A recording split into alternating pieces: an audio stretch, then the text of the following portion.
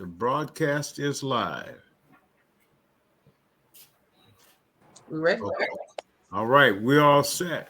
Okay, good evening. Good Good evening, evening. Good evening. everyone, and welcome to our forum this evening. Our forum is being sponsored by the Grand Rapids A. Philip Randolph Institute, which is headed by the Executive Director, Kathy Harris, who's with us this evening. I've been asked to be your moderator this evening, and we are going to do our best. We have been invited to participate because we want to talk about mental health, um, post incarceration, uh, things of that nature. And just basically, as we begin Black History Month, we want to be intentional about engaging with each other concerning our mental health in the Black community, and especially amongst uh, we who have been once incarcerated and who are now engaged in civil activities in our various and respective communities. So I am the moderator. My name is Reverend Charles Hudson. I am a citizen of the city of Kentwood. I've been a resident in Grand Rapids or Kentwood for the better part of over 50 years. I am a veteran of the United States Army. I'm a college graduate, attended college in Minnesota, graduated from McAllister College.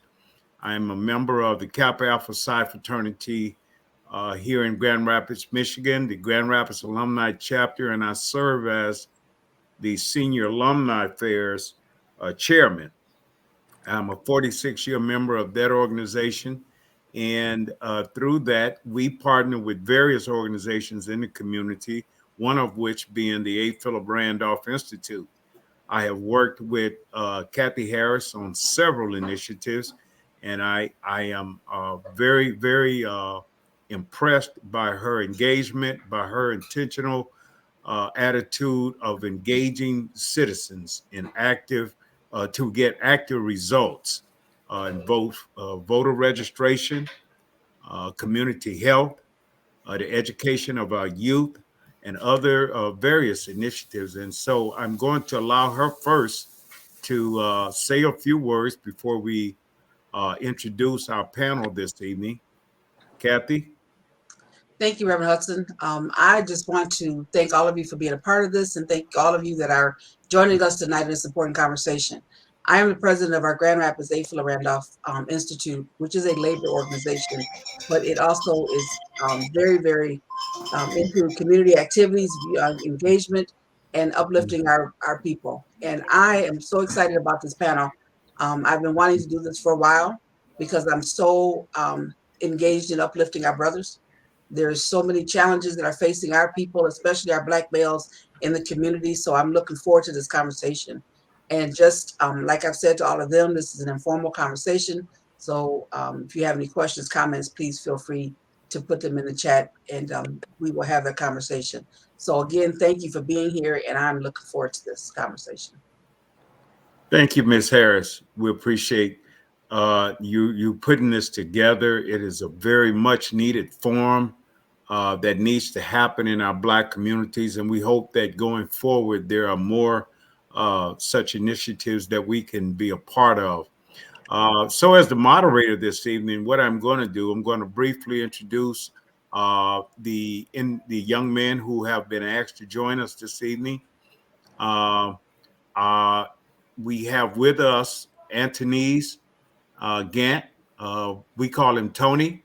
We have Tony Gant. We have Robert Simmons, and we have Danny Jones. I would give a little bit of information about each one of these young men, but I think it might be best for you to hear from them, each one, a little bit about them, and then we are going to engage them in a question and answer period. And we will go on further after that. Okay, first, we're going to hear from Antonese Gant. I've already teased him about his first name, so don't nobody else give him a hard time, okay? Tony? Good evening. Thank you, Kathy. Thank you, Reverend Hudson. I'm honored to be here among my panelists, friends of mine, Danny and Robert. Um, I'm a formerly incarcerated African American man, right? I spent 20 years in the Michigan Department of Corrections. That brings with it a great deal of trauma, right? And so that's something that when Kathy talked about this panel kind of sparked my interest. And so that's kind of why I'm here. I do a lot of advocacy work. I've accomplished some things. I'm a father, an author. I'm the policy analyst for Nation Outside. Nation Outside is a state-based organization made up of formerly incarcerated people. And so we're led directly by people who have been incarcerated. So that's something that's really close to my heart. Finding ways for people who have been impacted by the system to become leaders, not only in their own households and in themselves, but leaders in the community. Because I believe that we, and I talk about my people, us, have, a pretty important voice that's often missing from the table. So I'm excited to be here. I appreciate this opportunity. Thank you, Tony. And our next panelist we have with us is Danny Jones. Danny? Thank you, Reverend Hudson. Definitely an honor and a privilege to be here in this space. Thank you, Kathy, for this invite. Like Tony, I too am formerly incarcerated. I served 23 years of a juvenile life without parole sentence for a great harm that I committed when I was 16 years of age. I was released in 2019 at the age of 39 on parole, made it off parole March 12th of 2021. And I am currently the outreach and engagement coordinator for the Michigan Collaborative to End Mass Incarceration. I am a consultant with American Friends Service Committee's Michigan Criminal Justice Program. I am a board member for Nation Outside, and I'm also chairman for the Voting Access for All Coalition. And I use that narrative as a platform to say that there are many people currently incarcerated in Michigan's prisons who have caused great harm in their community, who have served a great deal of time in prison and can be safely released back into their communities, and they will pose no threat to society. I use that as an example. I use myself as an example as to those reasons why. And it's an honor. It's an honor for me to be able to speak out on behalf of the people that are currently incarcerated who don't have a voice for themselves right now. And it's also an honor just to be in this space and community here in Grand Rapids with you all. So thank you again, Kathy and Reverend Hudson, for this opportunity. Okay, thanks a lot, Danny. And our last but not least is Robert Simmons. Robert? How you guys doing? How you guys doing? First, I want to start by thanking you, Reverend, as well as Miss Kathy, and as our moderator that's helping us out with this platform to be able to speak to you guys. And I want to thank you guys for any and everyone following, joining in, and being able to watch this. To start off with, I spent 9 years of my life, which is approximately a third of my life incarcerated, and I caused a lot of problems for a lot of people, including my family. And sitting in prison, doing a lot of time, I got the opportunity to kind of sit back and really see what matters in life. And seeing what mattered in life, I realized that my family mattered, and my family is bigger than the biological people that's considered my close kin. You know what I mean? And in realizing that, I realized that we had a certain disdain about each other. And I felt like, man, I couldn't feel safe around people like me until I forced a situation where I could tell you guys exactly what's going on within me and not feel scared or deterred to be vulnerable. So and having this talk with you guys, opening up and being vulnerable with you guys. I'm giving you the first hand to show you that a real man can be vulnerable. A real man can speak on things that's very intimate to him and get help and upliftment from his brothers. You guys are going to see it first. Mm-hmm. Hey, and I thank each of you so very much for that candid bio of yourselves. And I want to revisit my introduction. We're going to be intentional. We're going to be transparent. So I want everybody on here to know that I too am a formerly incarcerated individual, and it may come as a surprise to some of you. And but at the same time, the judicial system has no favorites. I was incarcerated after I served time in the military. I came back, and this was after I had gotten a college degree and still was incarcerated without having any past record. They gave me a 1 to 5. I served most of that year at part of it in the Southern Prison in Michigan, in Jackson, Michigan, and the rest of it in Camp Cousineau. And once upon my release, I went back to college to get additional training, and it was difficult. It was very difficult now being a felon and going back into society. And although you may have the best intentions in the world, there are many roadblocks and obstacles that people will throw in your way. And being able to navigate around them is a very, very difficult process if there's not a network in place to help you each step along the way. I was fortunate. I had the spiritual community behind me. I had my fraternity community behind me, and I was able to become engaged again and become a productive citizen. And I have, been just basically trying to make the point that you can be whole again after that process. You can live again.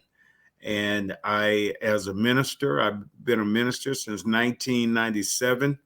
I started an outreach ministry in the honor of my father, who's now deceased, who was also a pastor here in the city of Grand Rapids for almost 50 years. And my ministry is called the C.H. Hudson Outreach Ministry International. I'm the founder and the president of it. I am retired, but that's what I do. And that's how I stay engaged, and that's how I stay involved. And I get a lot of satisfaction out of being able to help those who are trying to help themselves. So I just wanted to put that out there, and I want to thank these individuals for coming on here today and sharing with us their experiences. And so we're going to begin. First of all, I want to say, Kathy, is there anything else that you would like to add before we go forward into our forum? No, I don't have anything right now. Okay. We're going to go forward. As the moderator, I'm just going to allow each individual to tell us a little bit about what it is that they're currently involved in, how they are being intentional about helping ex-felons to become productive citizens. What level are you engaging individuals on, and how can anyone else out there reach you and become part of your initiative? So I'll start with Tony Gant. Tony, if you would. So the question is, what are we working on right now, and how can people help? Yes. Okay. So we're working on a number of different policy initiatives, because for the most part, that's what we do at Nation Outside. We try to change the system. In to that respect, we try to have laws and local ordinances changed to help people with criminal histories better cope with life, right? Mm-hmm. And so some of the stuff we're working on that I'm really excited about is jail-based voting. And we're working on that in coordination with my team on this call. I'm really excited about jail-based voting because I think we may have a chance to really change the system here in the state of Michigan for the first time. It's looking really fruitful, and it's important, right? For me, it's important because when you talk about jail-based voting, for people that are held in jail, they're constitutionally entitled to vote. But most of the time, when you talk to people about it, people are almost uncaring about it. And the reason people are uncaring about the people we hold in our jails because we put most of the people we don't want to see in our jails and prisons. We hope that by putting people in jail and prison, we can make them disappear and the problems that come along with them will disappear. But that's really not true. The people that are in our jails and prisons are the result of structural problems, right? So just hiding people in jail and in prison is not going to help. Right. And it's also not going to help if we treat people, especially people that are entitled to vote, and we deny their vote, right? Because that's what we do for the most part in Michigan now, besides a few select counties. We deny people the right to vote who are entitled to vote. What that does is that sends people a message in jail, right? They understand now that they're not a part of the system. And so when they're released, they're reluctant to become part of our community, right? It has a ripple effect, right? And this is harmful to our community, right? Most in part, our community, right? And so we really want people in our jails to feel a part of our community, a sense of responsibility. And part of that is getting them civically engaged in voting. This is important. This is huge. And the implications are more than just the individual vote, but the individual vote is important. Oh, absolutely. www.nationoutside.com. Okay. Okay. I'll throw it in the chat too, or Angela can throw it in the chat for me. Yeah, Angela, if you would please, you could put that up so the individuals watching can see that website that Tony just listed. All right. Thank you. Oh, thank you, Tony. And after each individual speaks, if I might have a couple of things to say, but I will try for the sake of time to keep moving. But I just wanted to add to what Tony was saying. You know, people don't understand that when you're incarcerated, the mindset has taken an evolution. You have to become something that you never thought you would have to be in order to survive, but it does not dilute or it does not change your humanity. People who are incarcerated are human beings. And the one thing that I highlight when I talk to people, I tell them, I say, I never thought that I would be there. But when I found myself there, I had to wake up and say, okay, now you got two choices. You're gonna survive, and you're gonna keep your humanity, and you're gonna keep your manhood. But I wanted to be intentional. So the first thing I did, I knew I had to work. Everybody has to have a job when they get locked up. People think people just lay around and don't do nothing all day. No, you got to get up. You got to have a job like everybody else on the outside. You just don't make as much money. But when they do the security clearance and they screen you to determine what level of security you're going to be on, they check your whole background. They basically do a FBI background check. They know everything about you. They know what your strong points are, what your weak points are. Do psychological analysis. And they told me, they said, well, Mr. Hudson, there's nothing in your past that indicates why are you here? And I made a stupid mistake, and now I'm here, but I want to make the best of it. I said, I want to help other people while I'm here. They said, well, we need a instructor in our school to help individuals get their GED. And I said, hey, but that's what I'd like to do. And that's what I did. And so I was productive the whole time I was there. But I found that, when you're incarcerated, you think about a lot of things that you would do when you get out. And sometimes you get out and now you're free again and you forget all about it.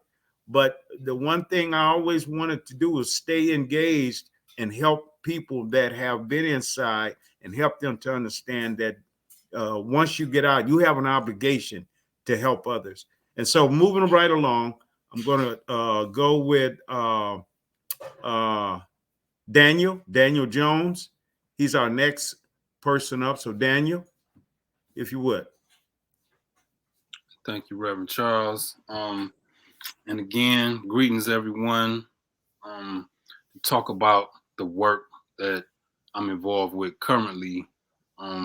As I mentioned before, like I'm definitely involved with a few different organizations and in a lot of different efforts. So to begin, as my role with the Michigan Collaborative to End Mass Incarceration, also known as my SEMI, this organization, of course, is focused on ending mass incarceration. And our efforts to do so focus on 4 priority areas that we feel definitely will help cover the gambit of ending mass incarceration. The first priority project is front-end diversion. We looking to implement like alternatives to incarceration, to become more aware of what's out here, what organizations or what communities have in store as diversion tactics, that will, of course, divert people from entering the prison industrial complex.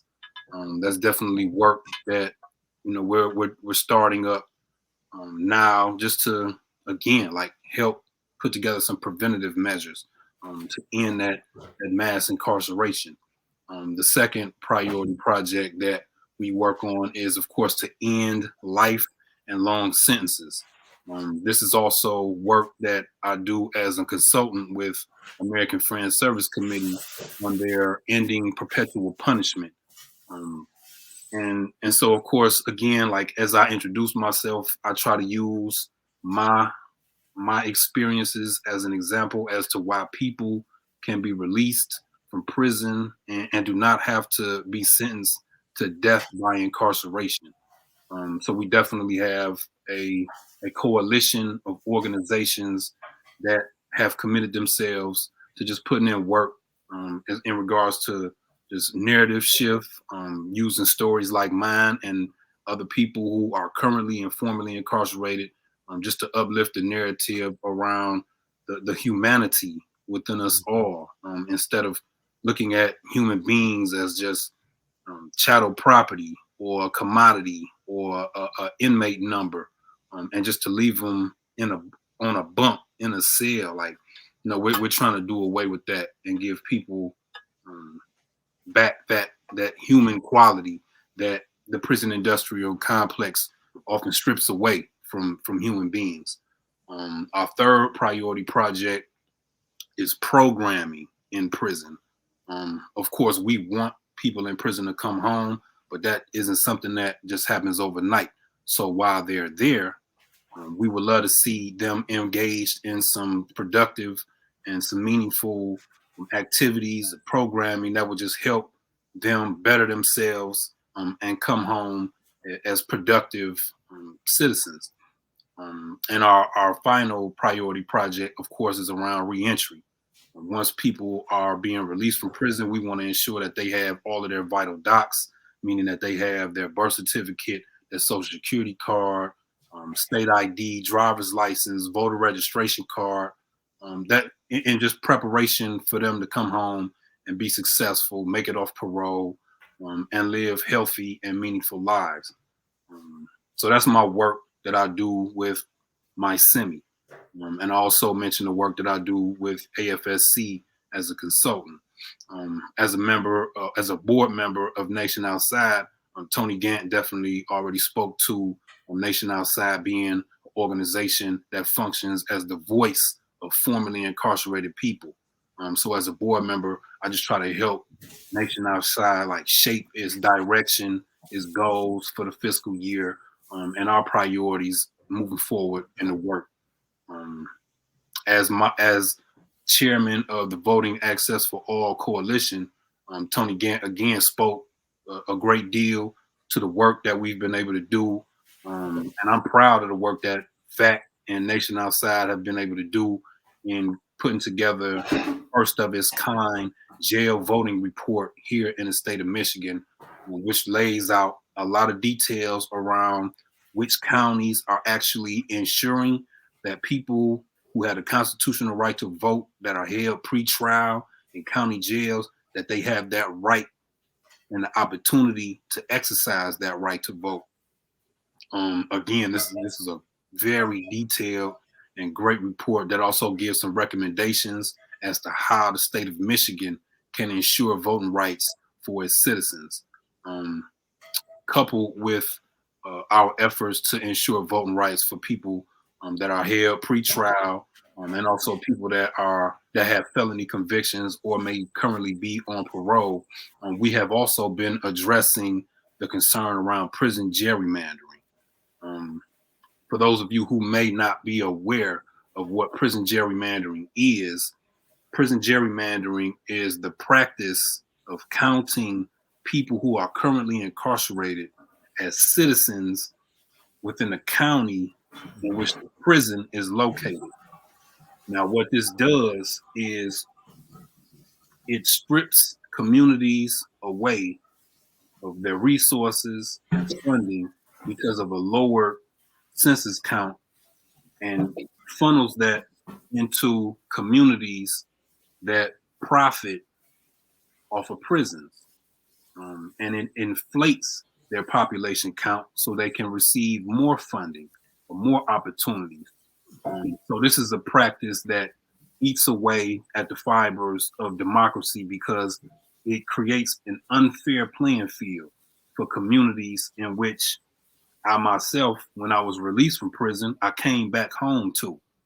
When I was housed in the Michigan Reformatory in Ionia, Michigan, I was counted as a resident in that county.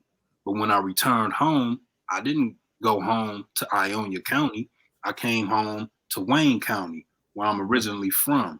But over 23 years, so many people leaving Wayne County and entering the prison system and spread out through other counties across the state, that ate away at the funding and the opportunities that was supposed to go to Wayne County.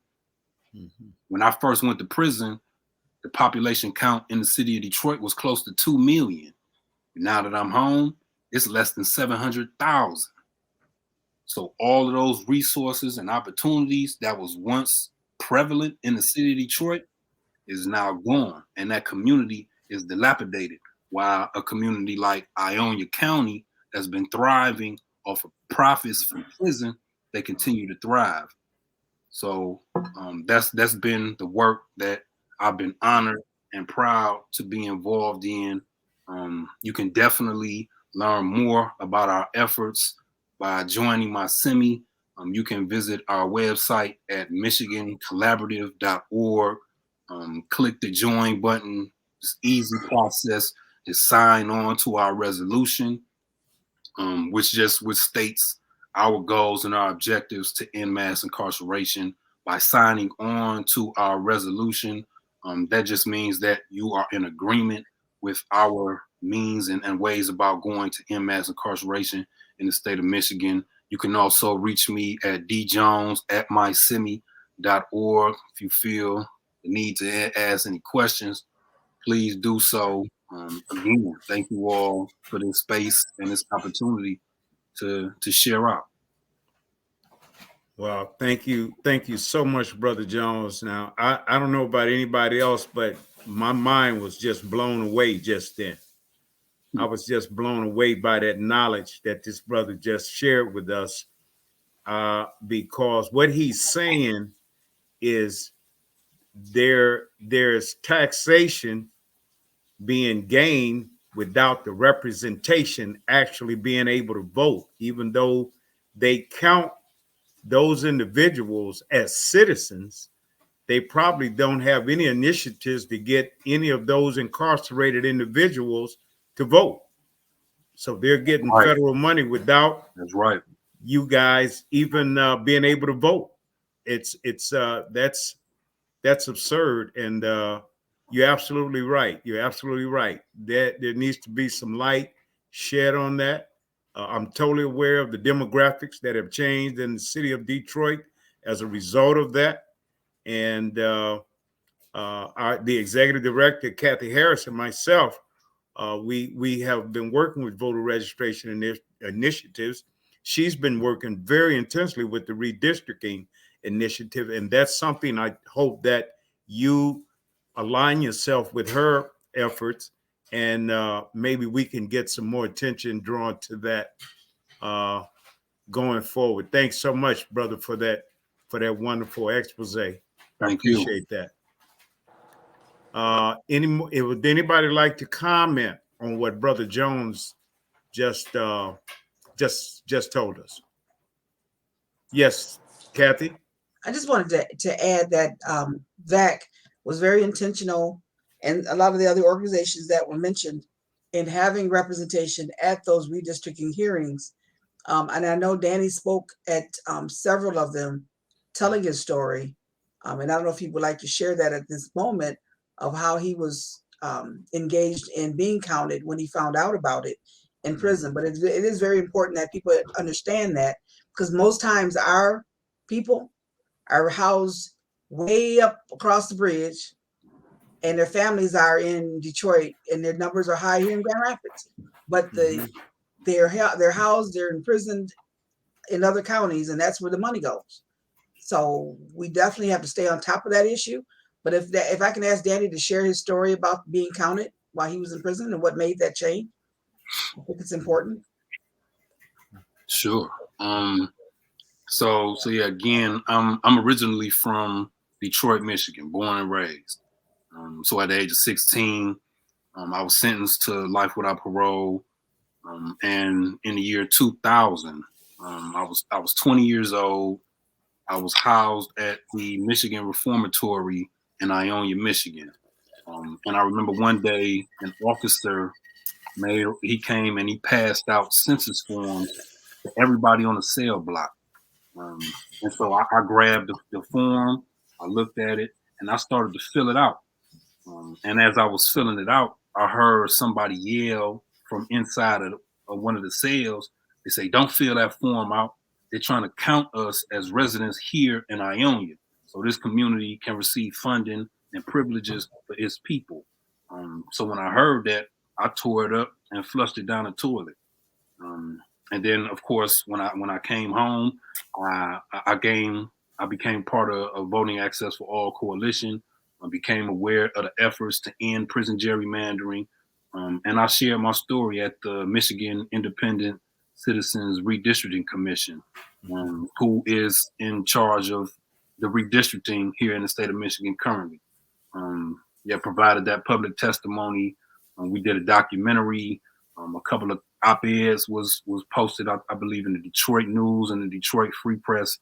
So we definitely been putting forth a lot of effort to help the state of Michigan end the practice of prison gerrymandering. Okay. Thanks again, Brother Jones. I really believe that is something that we can be intentional about engaging with. Kathy, going forward, I think you've been sending out a lot of emails about redistricting, and hopefully that can be one of the topics put on their agenda going forward. Okay, thanks again, Brother Jones. Moving forward, we're going to have Brother Robert Simmons tell us a little bit about yourself and about any initiatives that you're involved with, and what you'd like to have the individuals out there know going forward about post-incarceration life. First, to start off, I don't even know how to follow up behind Brother Daniel. I can't even come close to all of that. I haven't been out of prison for too long. I've been out of prison close to 2 years now. And since I've been out that little bit of time, I've just been really laying low and trying to work and get stable. You know what I mean? One of the fundamental things about loving myself is putting myself in a position where I can love myself, where I have things to look back on and say I can love myself for it, you know. But prior to getting released, I was a part of a ton of organizations within the prison system, and that was in 2 different states. That was in Kansas and Michigan.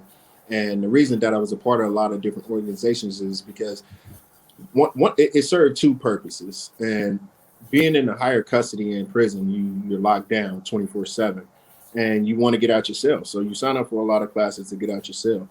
But in doing that, I was exposed to knowledge. And I don't know if a lot of the viewers can relate to me on this, but I like to learn. I like to be aware of what's going on and capable of combating things. And when I speak of combating, I think about what's going on here as a society. And I think about me as an individual. And I think about what's going on as far as the Black Lives Matter movements and stuff like that. And I realized that there's been an attack on me since I was young. There was an attack on me telling me that I wasn't significant, that I shouldn't have loved myself, that I'm not significant enough to be loved and stuff like that.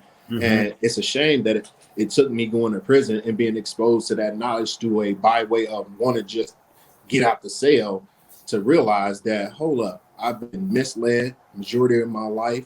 I've been told that I'm not worthy of nothing. A whole bunch of stuff that made me feel like I didn't have no real trajectory as a future. But once I started to learn myself through the African American Awareness Organization in prison, I started to realize that I can be something. I am something. I come from a lineage of kings. And knowing that and really seeing the book knowledge to justify it, like Now Valley's contribution to civilization and stuff like that, it gave me those jewels to rely on when I started to get tried as far as the different issues that I had in prison throughout the time of being there.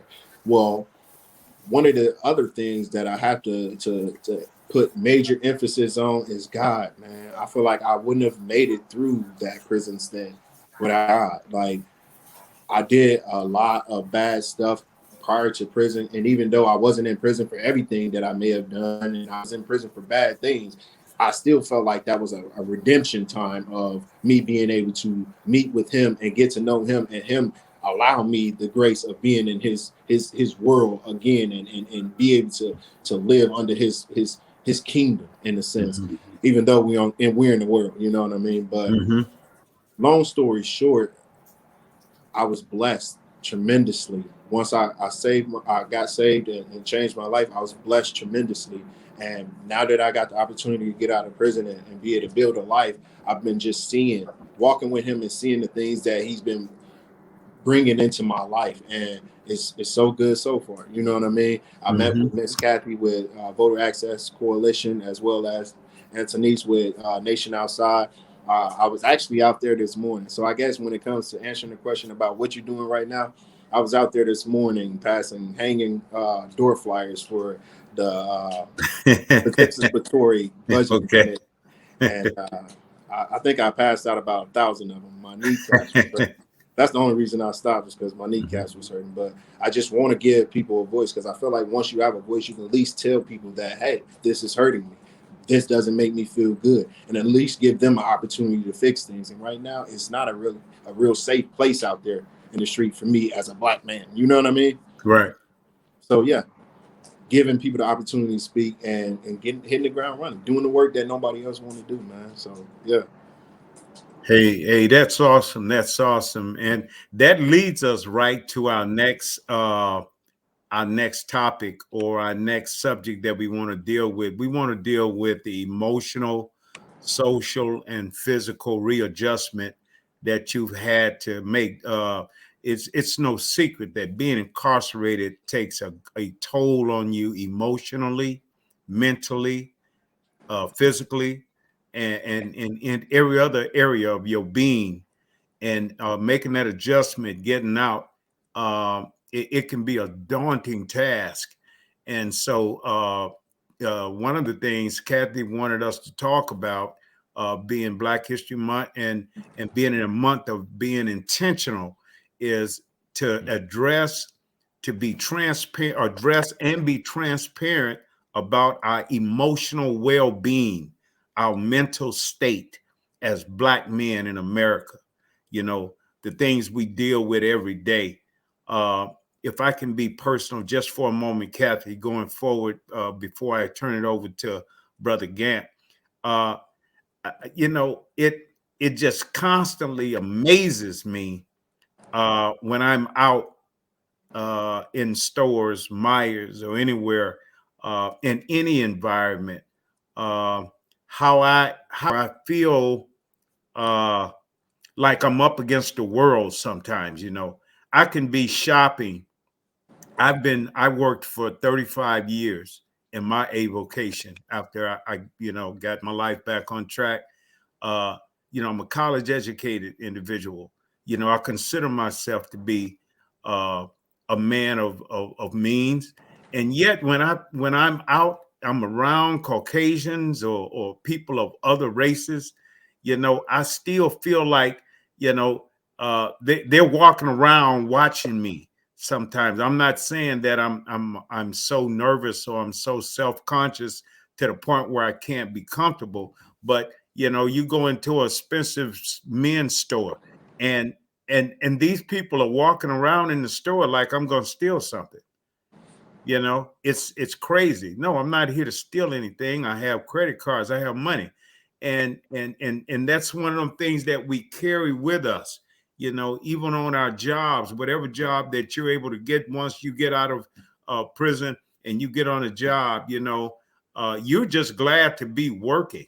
But there are people there who you hear the whispers, you hear little small things, being said behind your back sometimes, and God knows, if you happen to be a dark skinned guy like me, you really gonna have a problem. But that's neither here nor there. But it makes us work harder at guarding ourselves, our emotional well-being in society when we come out.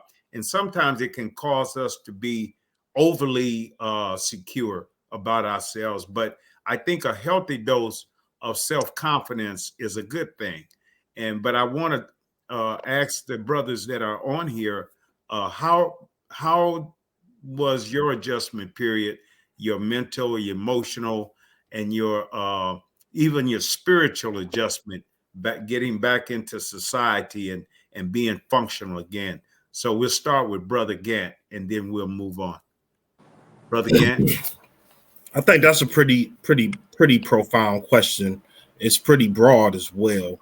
I think I want to frame the conversation by saying, as Black people, we're pretty resilient, right? We come from a people that have survived some pretty harsh realities in this country. I grew up in a household. My grandmother raised me. I can remember her going to the doctor, but I never heard about anybody in my family seeking any type of mental health, right? So that's nothing that happens, right? Nobody even talks about it. So right. So I'm gonna frame it there. And so then we put on top of that a reality of decades in prison. And to survive, decades in prison, you have to be pretty resilient as well. Oh yeah. You have to be guarded. You have to be able to keep going. There is no break.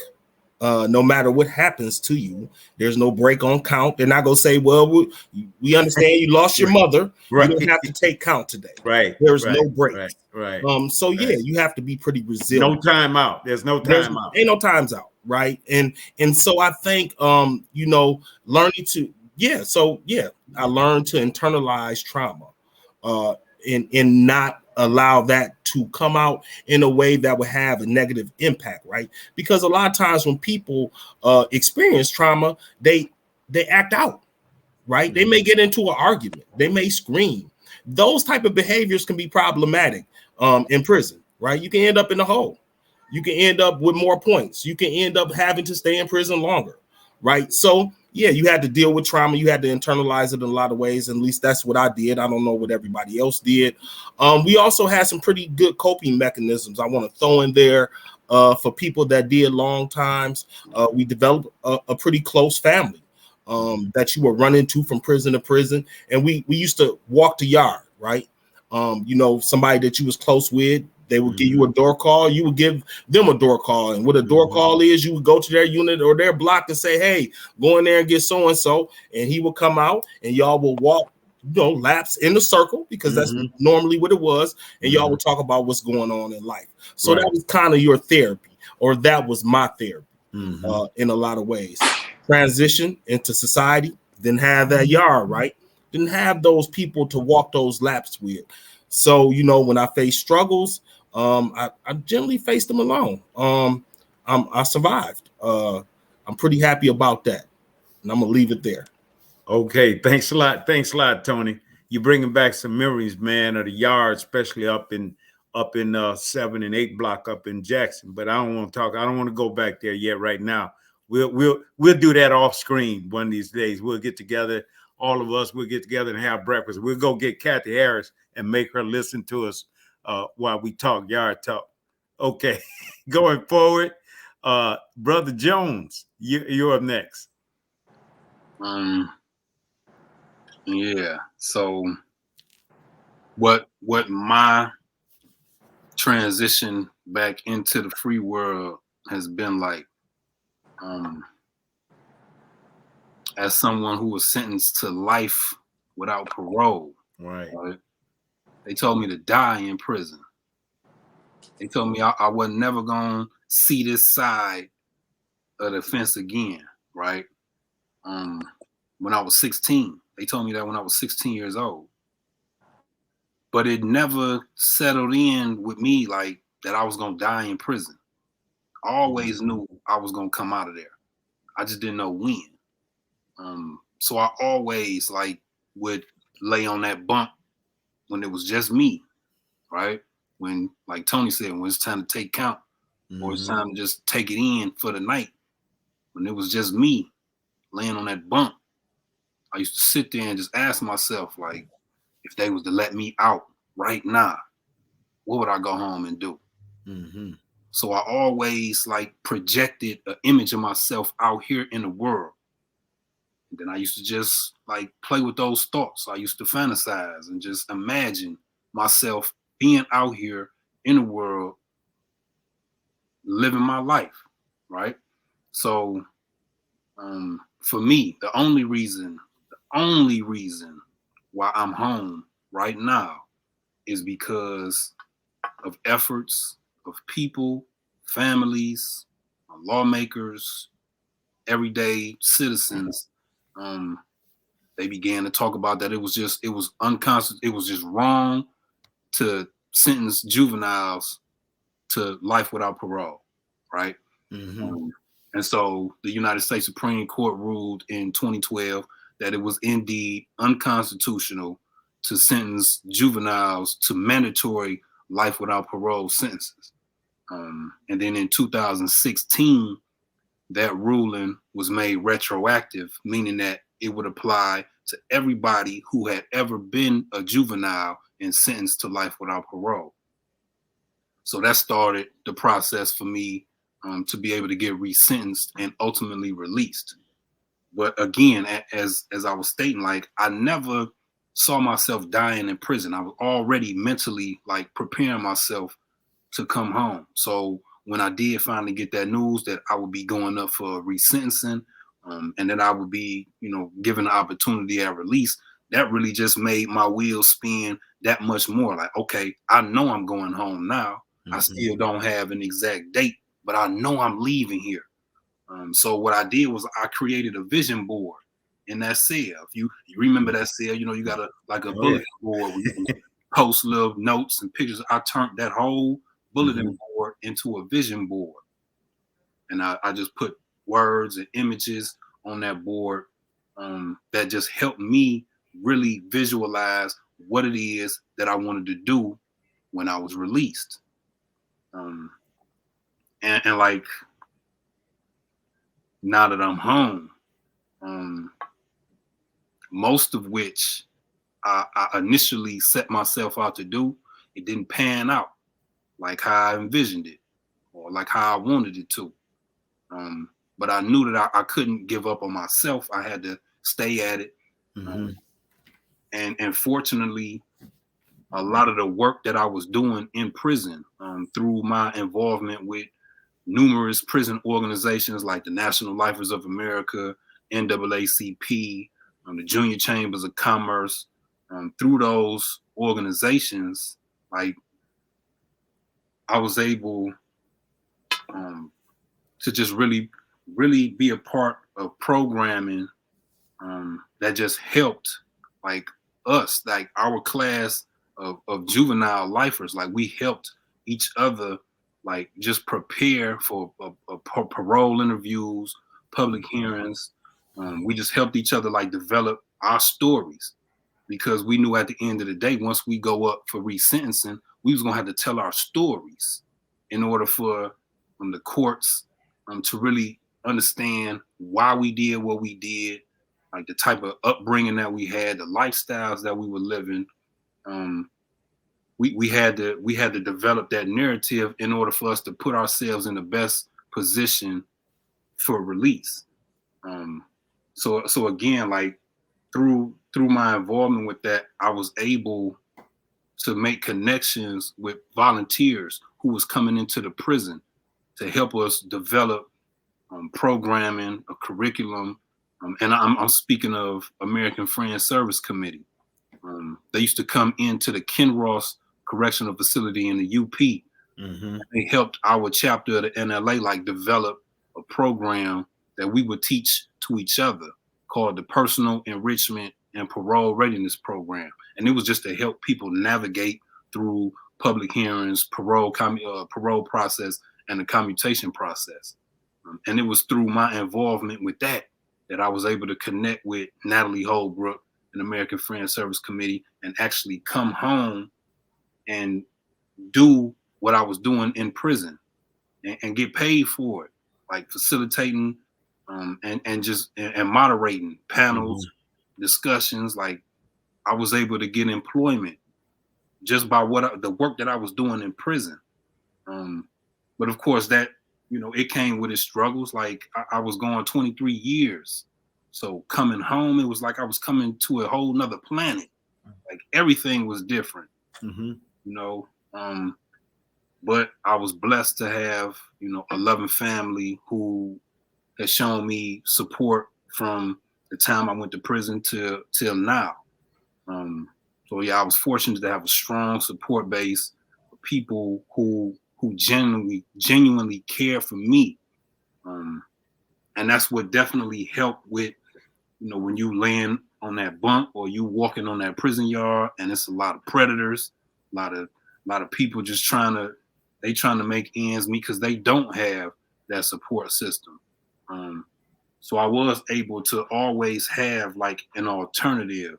I always had my family who I could look to and rely on for like that source of love and care and compassion. And then was also able to find that, like Tony spoke to, amongst brothers who was in prison, like elders and mentors that I had who took me under their wing and was like, young bro, I see what you're going through. You might want to try to come over here and get involved with this organization, man. They might help you with what you're going through, because they were sensing my frustration. They were seeing the anger, and I would lash out. You know what I mean? So I definitely had good people around me who just helped like keep me focused and on getting out. Even though I was sentenced to life without parole, people were still helping me focus on getting out, going to the law library, just researching my case, trying to find any type of loophole that I could to get out. And I don't want to take up, all of the time, but that's just, a brief story around, what it's been like for me, coming home, what I'm into since I've been home. And I definitely look forward to what the future brings. So again, thank you for this opportunity just to share and speak. Hey man, I think I can't speak for everybody, but I think I do speak for everybody when I say you are an overcomer. Your life sentence was not a death sentence. We all know people who have died behind those walls. And sometimes death is not a physical death, there are people who are behind those walls who have died a mental death. They have given up. And so to hear your stories and to process that and see you here now outside making a difference, we know that there's hope. We know that there's hope. And that's why we're so thankful that Executive Director Harris has provided us with this forum. And I'm being encouraged as we go forward more and more. The more of your stories I hear, my outreach ministry does have a component where I go in and I deliver sermons to members that are incarcerated here at the Kent County Correctional Facility. And I would love to be able to have some of you go in with me and speak with these young men here, because these young guys here, see, they haven't been to Jackson yet. They just getting these little twos and fews down here in Kent County, and they think it's all fun and games now until they hit that big one, till they hit that big one and they take that ride to Jackson, or take that ride over the bridge, like you said, to Ken Ross, Cousino, Algimax, Ojibwe, and they probably have a bunch more over there that I have not even heard of yet. They build in prisons all the time. So I thank you for that wonderful, wonderful overview, Brother Jones. And now, our last but not least, we're going to have Brother Simmons, and then we're going to have a few final words from our executive director and any follow-up questions that you guys may have for us. Okay, so Brother Simmons. How you guys doing again? And I think when it comes to adjusting, I feel like I must speak on adjusting to prison for me. I went to prison for some peculiar things where, like, doing my prison time was extremely hard within me, not just dealing with the external things. Like, I had to deal with a lot of self-hate for even being there, because I didn't feel like I belonged there. I didn't feel like I would be a type of person that would end up in prison. Although I did do a lot of bad stuff when I was younger, I didn't feel like I was really a bad person. I felt like I was having fun in ways that I knew was risky and would get me in trouble, but not really thinking I would. Like, and it's kind of dumb, but I was young, I went to prison at 19, almost 20 years old. And growing up in there, I feel like I spent all my 20s in prison, and I basically grew up there. And growing up in there, it hurt my soul. It hurt my soul. I felt like I was a good person, not able to participate in society because of a system established to make me look like I'm worse than the worst of people in society, when in all actuality, it serves a bottom line for companies to portray me this way, to have me sitting in the cell. And I think one of the most powerful things that happened to me in prison was reading the novel on Frederick Douglass, and him relating the whole prison industrial complex to slavery, and the criminal justice system to overseers of slavery, And when I started to look at that from that perspective, it kind of helped me to kind of come to terms and come to grips with what's going on and have some kind of footage on how to change it. And that's why I'm so admirable of brothers like Anthony's, because creating an organization that's willing to go out there and be the fighters, the front line fighters with changing policies that are made to have us oppressed, is a very courageous task in of its own. But I feel like prison took a big, huge part of me away from me. And the reason that is because prior to going to prison, I felt like I could be the goofiest, dumbest person to you, and it wouldn't hurt me anything to be that. Going to prison changed that whole perspective. Like, now I constantly have anxiety about how people are perceiving me. How do you see me? What things are going through your mind when you see me? And I'm sure you brothers can relate to that, because that's one of the survival instincts that you have to learn when people are watching you and coming around you and living around you. You got to know who you're around and what type of things they're capable of doing, you know. And getting out of prison, it's been one of them things where I still to this day feel like I'm still adjusting. Man, I've been out of prison 2 years now, you know. I still feel like I'm adjusting, because even in times of joy, I find myself like feeling like I should be luckier that I'm having this. Like it's weird. It's weird, man.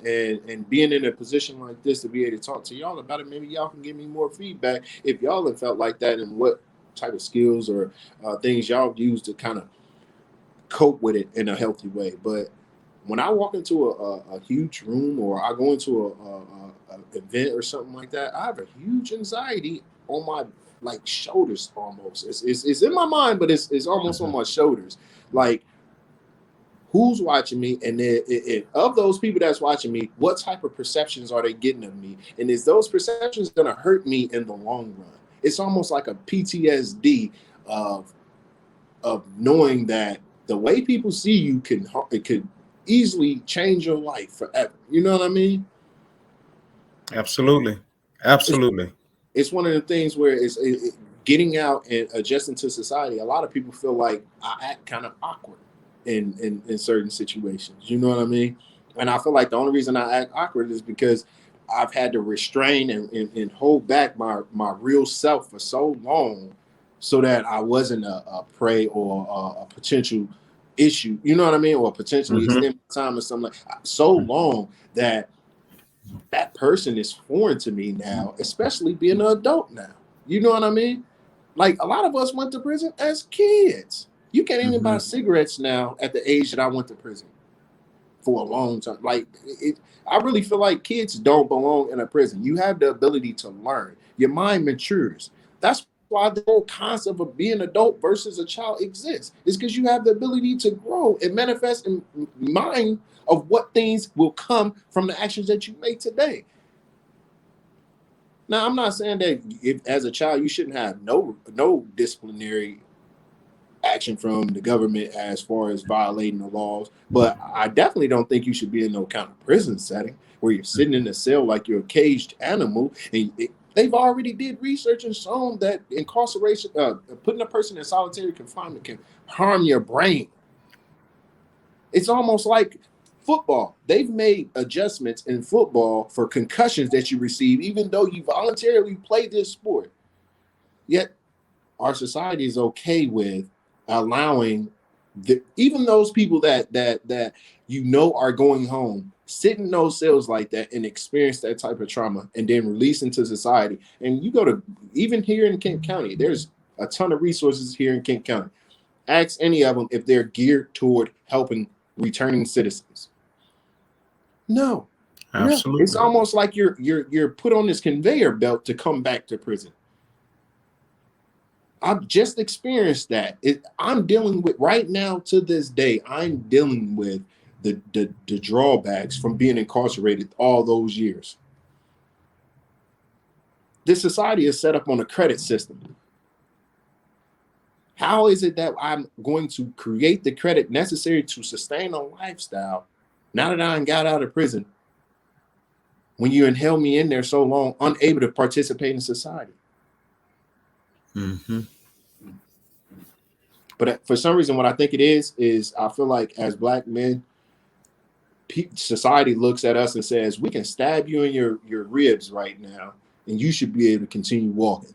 And for you to act like you're hurt, you're weak.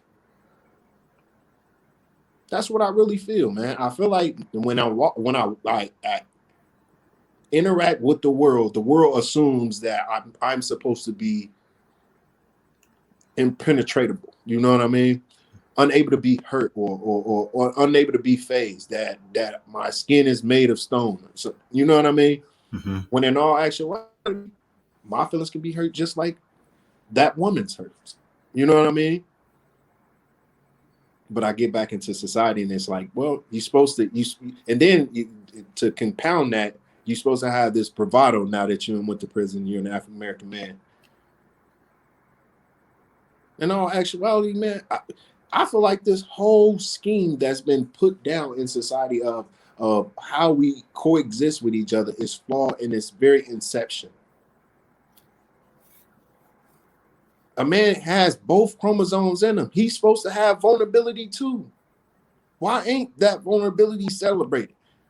Why ain't I given the opportunity to be able to cry if I wanted to cry? And it'd be something that I get a pat on the back, like, man, I know you had to release something to get the tears out like that. No, I gotta put it up. I gotta be tough. I gotta show everybody that I can all that and be able to be successful throughout the work. Don't let me ask for help. Well, I wasn't too good for it. I went everywhere. I didn't ask everybody. That's part of the reason why I work with Kathy. Is me asking for help. Me being able to say, I don't care what it looks like and how it feels. I'm going to say something to somebody about what's going on inside of me. I don't feel like I can do it myself. Can you help me, Miss Kathy? Can you help me, Dad? Can you help me, brother? Can you help me, friend? I feel like we ain't supposed to be human, but I am human in society's construct. Why do we have to go through this? That's my real question. Is why do we have to go through this? Why do I have to work 3 times as hard? Now that, well, 4 times as hard. Now that I'm a felon too. Why? Wow.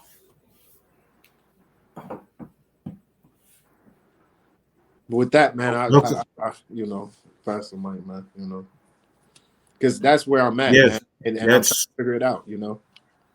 I think what you just said is the reason that Kathy, Executive Director Harris, put this together. What I just heard from you, it was heartfelt, it was sincere, it's a cry for help. It was transparent. And I wished and I hope and pray that everybody who is watching this on Facebook is hearing what he's saying. Not only hearing him with your ears, but hearing him with your heart. Because this is the dilemma that Black men all over the world, or all over the United States, specifically here in the United States, is dealing with. The writer Michelle Alexander wrote a book called The New Jim Crow, and it deals with incarceration in America. It talks about the prison industrial complex. These are modern day plantations. And we all know that what 300 years of slavery did to Black families, did to Black men. There is it affected our DNA. It would be called, for the lack of a better term, post-slavery traumatic stress. What he just described was post-incarceration traumatic stress. That's what he's suffering. I was informed that we were going to have a psychiatrist on tonight, a psychologist. He's trying to get in.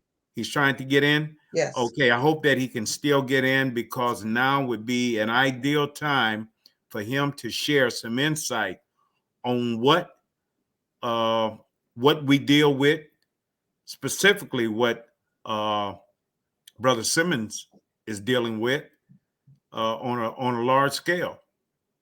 And so I would like to, at this point,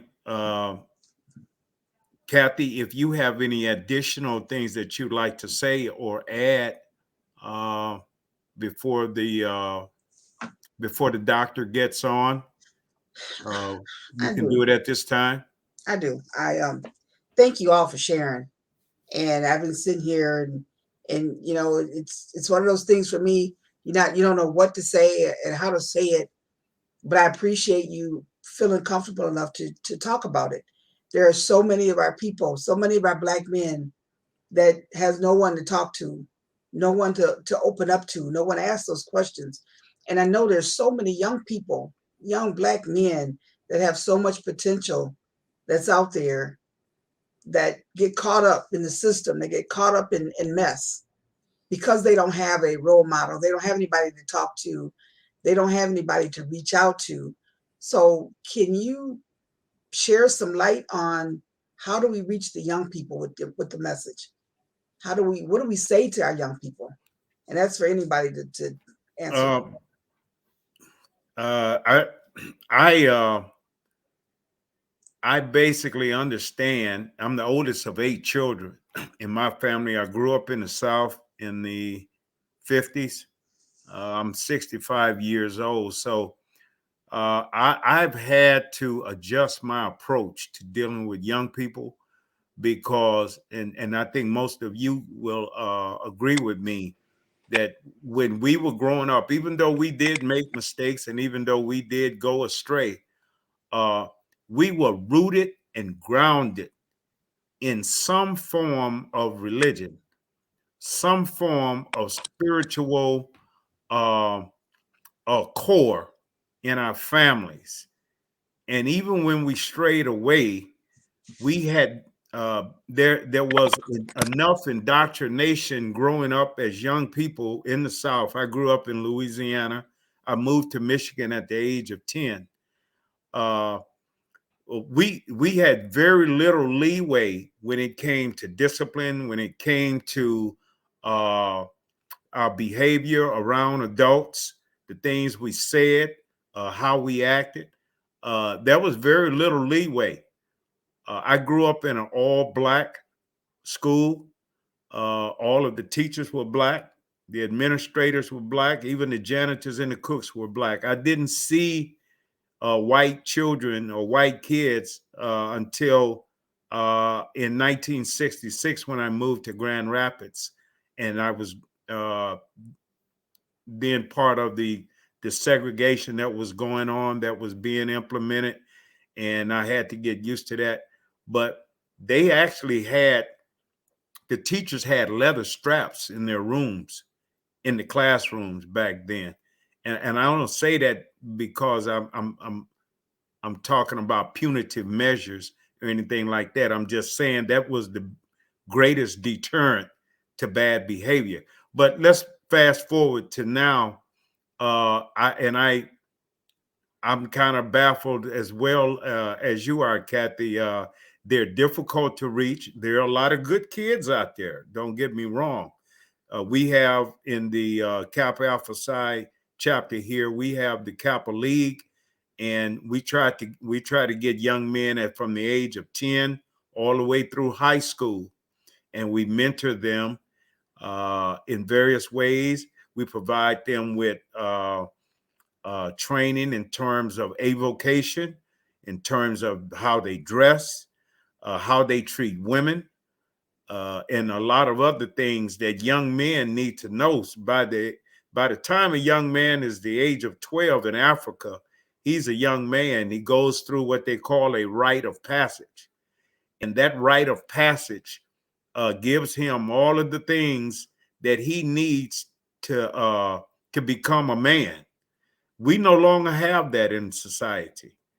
You know, we have the demographics in Brother America. Hudson, we have a rite of passage, just prison. That's yep. You're absolutely right. That is a de facto rite of passage. He's absolutely right. It's a de facto rite of passage, and for young men who don't have that core guidance in their homes, that's pretty much where they're going to end up. Single parent households. I have 6 sisters. I have countless nephews and nieces. My nephews, I've tried to be that calming force or that guiding force in their life, but I've been unsuccessful in several situations. I've even lost them to gun violence. I've had a nephew who was killed by gun violence a few years ago, and it tears a family apart. But You know, it as they say, it takes a community, and if that community is not fully engaged, we're going to have some that fall through the cracks. I'm going to decrease now. I see Dr. Lennox is on. Doctor, is that Lennox Forrest or Forrest Lennox? Dr. Lennox, yeah, okay. Dr. Forrest, thank you. Thank you so much for joining us today. I'm going to turn it over to you. We're a little bit over an hour and 15 minutes. I don't know if we have a time limit, Kathy, for our broadcast. Kathy? Okay, I'm here now. We wanted to probably stop around 7:30. I don't know if there's any questions out there, but I wanted to at least we can take these last few minutes and allow Dr. Forrest to chime in. Okay. And we were at the point, maybe you could fill them in on where we were with the conversation. Okay. Yes. Again, thank you, Dr. Forrest, for joining us today. We have with us today, we have Brother Tony Gant, Brother, she just took their names off, Brother Daniel Jones and Brother Robert Simmons, who are, and myself, Reverend Charles Hudson, all who are, we are formerly individuals who have been formerly incarcerated. We're at various points now in our lives, re-engaging a civilian life, so to speak. I would say civilian life. And we're just having an open discussion about where we are mentally, emotionally, spiritually in our new walk, and where we're trying to be intentional, where we're trying to be transparent in order to help those who are experiencing some of the same things that we've experienced. And so I'll turn it over to you at this point, Dr. Forrest. All right. I appreciate that. I'm just coming in on the back end, but it certainly sounds like this was a really, really good program. And I'm hoping that the individuals who have been listening have been greatly benefited from the program.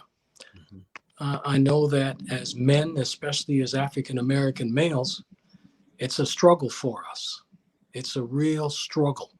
So I'm just happy to hear that Pastor, Brother Gant, Jones, and Simmons have been here sharing their experiences, sharing their stories, because I think that's extremely important. In this game of life that we're in, the experiences that we go through, they make us what we are. And some of the experiences, unfortunately, that we go through, we may not buy them for $1 million, Mm-hmm. but we wouldn't sell them for a penny as well. So I'm sure that the experiences that you guys have talked about has been helpful, because being incarcerated, that's not easy. Mm-hmm. But being able to come out and be a productive member of society is worth applauding, because we know what the recidivism rates are for people who have been incarcerated. Mm-hmm. They're very high. I don't know how long the four of you have been out, but obviously you've been out during this COVID-19. And you know that COVID has presented tremendous challenges for everyone. Mm-hmm. And the four of you have been out, and it sounds as if you're living productive lives. So I just want to say congratulations. And I'm proud of you, all of you, because it is not easy, especially once again as a Black man, to walk straight and for people to give us opportunities. So I'm hoping that the success that you guys are achieving right now is not just attributable to yourselves, but I'm thinking that there has been a good support system in place that is helping all of you to walk the right walk, because that isn't easy. And Pastor, I know that for myself, if it hadn't been for my own spiritual foundation that was given to me, by my mother and other family members that I could not be sitting here today talking on this broadcast. Amen. Amen. Okay? So the Amen. spiritual foundation is significant because it teaches us to embrace godly principles. And when we're able to embrace godly principles, our life journey will not be perfect, but it gives us a tool and option to embrace when the times are difficult. And I do hope that with this COVID situation, people can realize that it's not where you worship, but it's who you worship. Mm-hmm. And I had one person tell me last week, thank God for COVID, because it has helped this person's journey to reconnect with her God. So I'm just happy that as men, you're living productive lives, because that's what we're here to do. We're here to be a blessing, not just to our God, but to our society, to our community.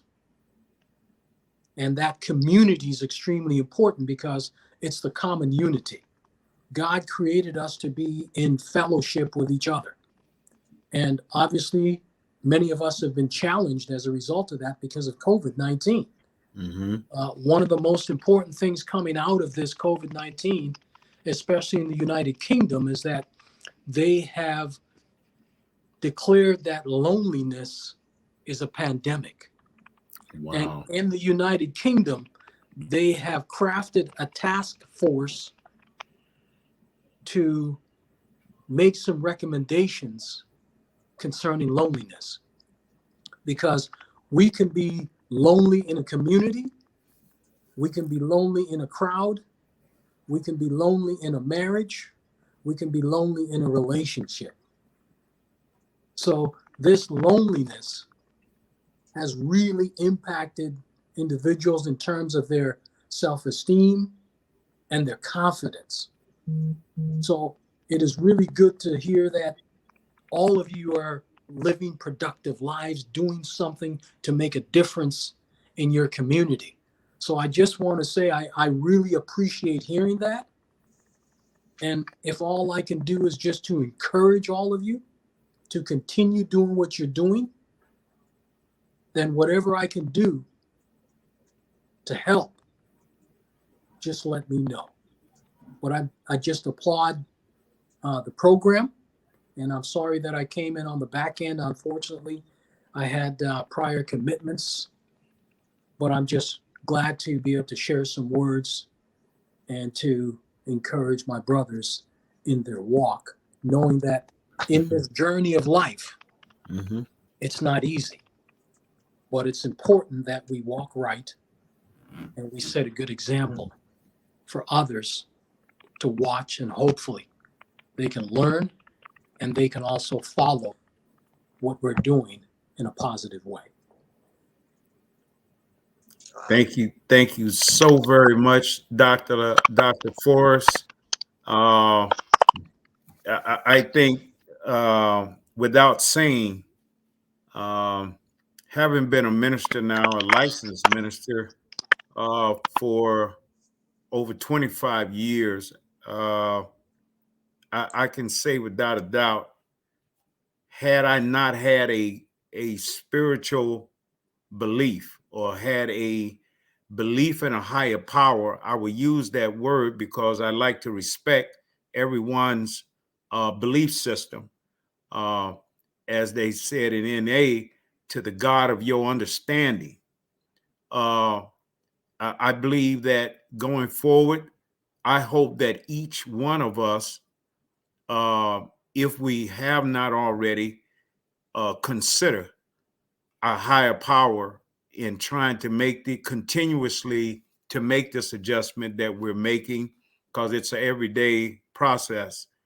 I want the brothers who've joined on here tonight, and I want you to know that you are not alone. As long as I am in the city of Kentwood, Grand Rapids, I am accessible. Kathy Harris she's helped me to breathe new life into my ministry by giving me a new challenge to challenge the powers that be in terms of voting, voting rights, voter registration, voter education, expungement, and prisoner reentry. And so I would like to be intentional. Brother Simmons, I want you especially to know you and we are going to become kindred spirits. I'm going to take it upon myself to contact you and to spend some time with you, and I'm going to connect you with some resources, and I'm gonna be as close as a brother. We are brothers, but I want you to know that. Okay. I want to thank Brother Tony Gant. Brother Tony Gant and I have already had a conversation, a long conversation. I don't know who talked more, he did or I did. I don't know. What both of us do a lot of talking, but I am very impressed by what he's doing. And Tony, we will be getting together again. Okay, Brother Jones, your story is one that should be heard by every young Black man in this city. And one of the things, I'm a good friend with the superintendent of the Juvenile Detention Center here in the city of Grand Rapids. His name is Hugh Martin Robinson. He's one of my fraternity brothers. And I'm going to let him know about you. We want you to be an integral part of our Scared Straight program. And it's not necessarily Scared Straight like they did when the program first started in Rahway State Prison in New Jersey. It has taken on a little different look. It's a little bit more user friendly now. We don't want to traumatize these young men to the point where they become incapacitated, but we want to give them a real picture of what it's like. If there are no changes made in your life going forward, this is where you're going to be. And I want them to hear your story. So I'm going to facilitate that meeting with you and Brother Hugh Martin Robinson. Last but not least, my executive director, Kathy Harris, I can't say enough about her. She calls me. If I don't call her at least once or twice a week, she's worried. And she'll call me and get on my case. She's like a little sister. I got 6 sisters. I didn't need any more sisters, but she has become another one of my little sisters, and I love her dearly. She works tirelessly with the A. Philip Randolph Institute, and I think she deserves a lot of accolades, but she doesn't do it for accolades or for commendation. She does these things because she knows that it's the right thing to do. And she's very much needed in our community. So let me just say, as we begin a month-long celebration of Black history, be reminded that while his story, and that's what it is, it's his story. We have not been able to tell our story yet. So this is his story. It's history is important. And Black history certainly plays a significant role in our daily lives. But we must look within ourselves and create a new narrative of who we are as a people. So let us continue to move forward and press on toward the mark of our high calling. I would be remiss if I did not say that we should remember the past, but do not live in the past. Our incarceration, it has shaped us to a certain degree, but we are no longer there anymore. Those prison cells that held us are empty now. And the scriptures tells us that for if any man be in Christ, he is a new creature. Old things have passed away. So let's make today the beginning of a new and revived effort to change those things that we can and to speak truth to power where it's needed. Embrace a new beginning. I thank all of you. I hope that we can get together again on a similar forum. Dr. Forrest, thank you again for coming and sharing those wonderful words of inspiration with us. And thank you, Kathy. I'll turn it back over to you. There's not much more for me to say. I thank all of you for being here. I can see this, as you mentioned, this is the beginning of something that we need to have, particularly here in Grand Rapids. I often refer to Grand Rapids as being the white side of the state. But you all have heard me say that before. Because I have a passion for our people. I'm with and down for doing whatever I can for anyone. But when it comes to our people, especially my brothers, I'm there to do whatever I can do to help uplift your world, because it is a constant struggle for us every day, but it's even more of a struggle for you. And so I'm here to do what I can. And so we will continue this. Thank you, Dr. Forrest. I know you're a busy man. I appreciate you taking the time to come on with us. Danny, Grand Rapids is only 2 hours away, and it's only an hour away from Lansing. So we're gonna get you out here. It's an hour away from Lansing. We're gonna get you here in Grand Rapids in person when we can meet safely. I'm gonna end this. I can go on. I'm so happy. Thank you all so much for taking the time this evening. And again, we'll be coming back together again. Thank you. And good night. Kathy, make sure you get me a brother Simmons contact information, okay? All right, you got it. Okay, thank you